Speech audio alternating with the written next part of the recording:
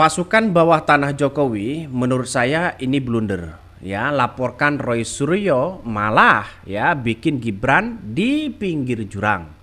Kenapa saya mengatakan seperti itu? Karena kita lihat saja semakin melaporkan Roy Suryo, maka semakin pula bukti-bukti akun Fufafa ini akan semakin memunculkan bukti-bukti yang ada.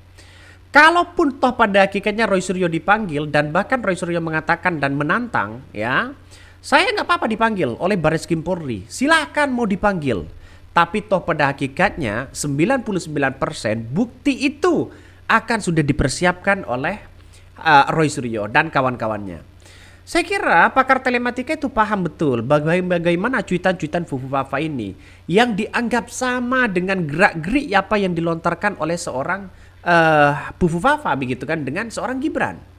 Inilah dugaan-dugaan muncul. Mungkin ya Roy Suryo akan dibantu oleh Anonymous ya, oleh hacker Anonymous Indonesia.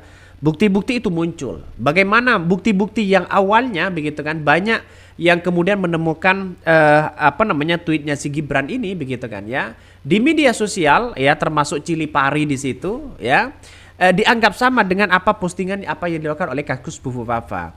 Dan inilah menurut saya pertarungan semakin seru di situ. Saya yakin dan saya yakinnya ya perkara pasukan bawah tanah ini akan blunder ya untuk menunjukkan itu. Roy Suryo hanya membuktikan begini. Kalau mau bukti ya silahkan buktikan aja dulu bahwa Fufafa itu bukan milik Gibran. Nah, dengan pertanyaan seperti itu mengerikan sekali begitu kan ya, mengerikan sekali di situ. Artinya apa? Artinya seorang Gibran ini pasti akan terpojok ya. Ya, dengan ungkapan apa yang disampaikan Roy Suryo ya ketika melaporkan Roy Suryo ke Barreskrim begitu kan ya bahwa pendukung Jokowi bawah tanah ini diminta oleh Roy Suryo silakan buktikan dulu kalau itu bukan punya Gibran.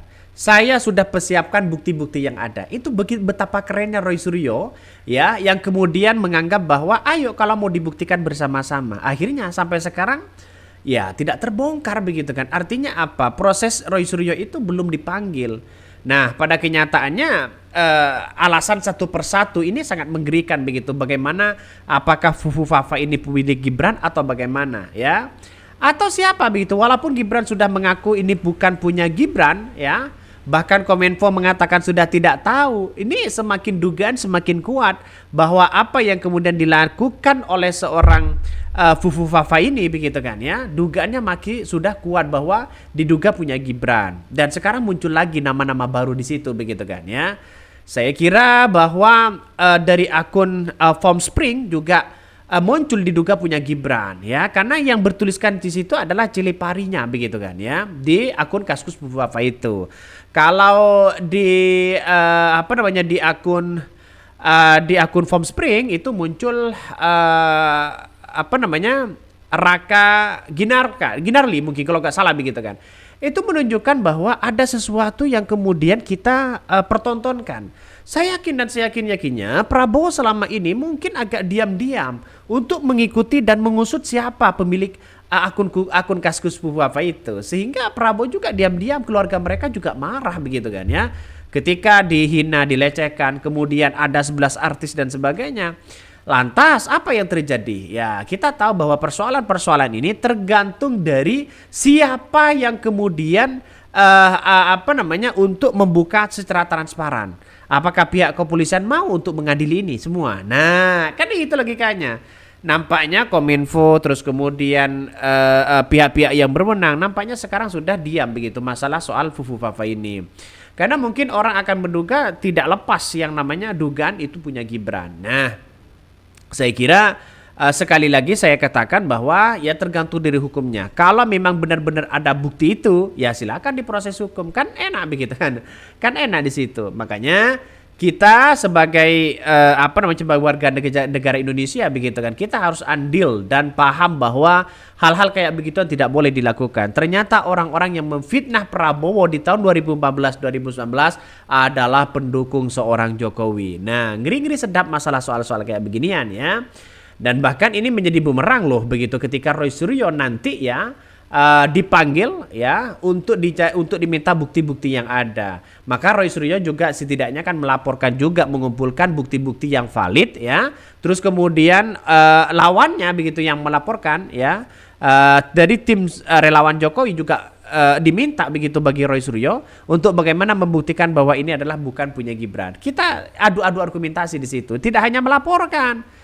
Jadi kalau bagainya orang yang melaporkan sana sini, tapi toh pada hakikatnya nanti begitu buktikan dulu begitu kan, apakah dia punya Gibran atau tidak. Dan inilah muncul spekulasi baru begitu kan. Saya kira lama-lama begitu kan, ya ini tidak akan tindak ya. Kenapa? Karena akun-akun seperti ini ya tidak jelas arahnya kemana begitu kan ya. Apakah ini ditutup-tutupi atau bagaimana? Coba kita lihat saja ya, dibongkar oleh bocor halus di situ.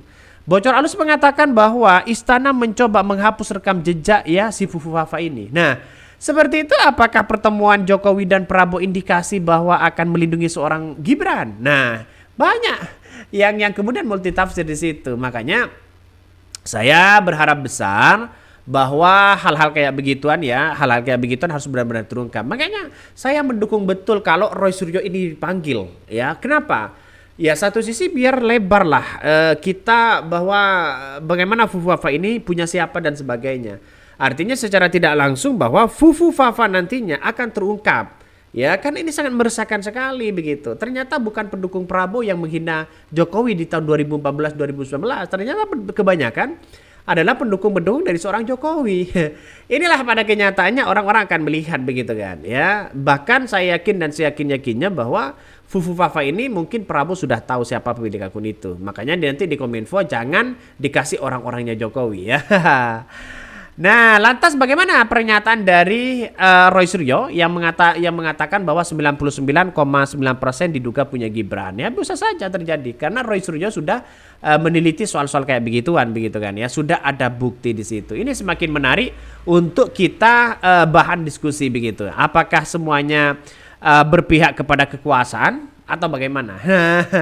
Kalau berpihak pada kekuasaan ya saya kira ya ini tidak akan ditindak begitu kan, tidak akan dicari begitu karena tidak tahu orangnya satu. Yang kedua adalah ini kan berupa dugaan-dugaan yang ada begitu. Kalau toh pada akhirnya relawan dari Jokowi melaporkan Roy Suryo, ya itu kan seharusnya kan delik aduan. Dalam artian orang-orang yang kemudian dianggap dan dituduh yang melaporkan, setidaknya kan begitu. Makanya inilah peran penting untuk melihat bahwa apakah ini akan ya dilakukan oleh orang-orang dilakukan oleh orang-orang yang punya kekuasaan atau bagaimana. Nampaknya Fufu Fafa ini nampaknya mau dilindungi begitu kan. Bukan orang sembarangan yang punya. Kabarnya begitu. Kabarnya ada yang mengatakan bahwa Fufu Fafa ini adalah diduga milik Gibran.